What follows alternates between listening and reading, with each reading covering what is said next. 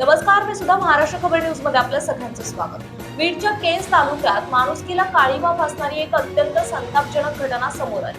उन्हाळ्याच्या सुट्टीसाठी मामाच्या गावाला आलेल्या एका नराधम भाच्याने आपल्या 10 वर्षाच्या मामे बहिणीवर वारंवार लैंगिक अत्याचार केल्याचा धक्कादायक प्रकार उघडकीस आला आहे.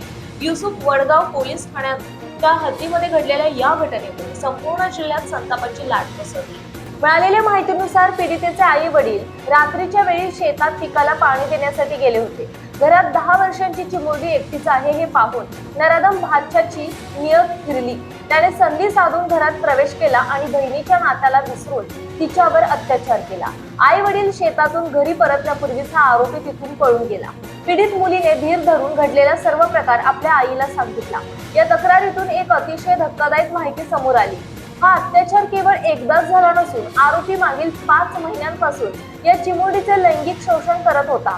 13 मार्च ते 19 मार्च 2026 या कालावधीत आणि त्यापूर्वीही 2-3 महिन्यांपासून त्याने वारंवार पीडितेवर बळजबरी केल्याचे तपासात निष्पन्न झाले. आपल्या पोटच्या लेकीसोबत घडलेला हा प्रकार ऐकून आई वडिलांच्या पायाखालची जमीनच सरकली. त्यांनी तातडीने युसुफ वडगाव पोलीस ठाणे गाठून तक्रार दिली. पोलिसांनी घटनेचे गांभीर्य ओळखून तातडीने तपासाची चक्र फिरवली आणि आरोपीला इटपूर येथून अटक केली.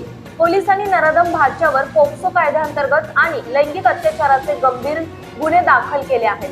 केज तालुक्यात एकामागून एक घडणाऱ्या अशा घटनांमुळे महिला आणि मुलींच्या सुरक्षेचा प्रश्न पुन्हा एकदा ऐरणीवर आला आहे. ज्या भाच्यावर मामा मामीने विश्वास टाकला त्यानेच रक्ताच्या नात्याला काळीमा फासल्याने परिसरातून आरोपीला कडक शासन करण्याची मागणी होत आहे.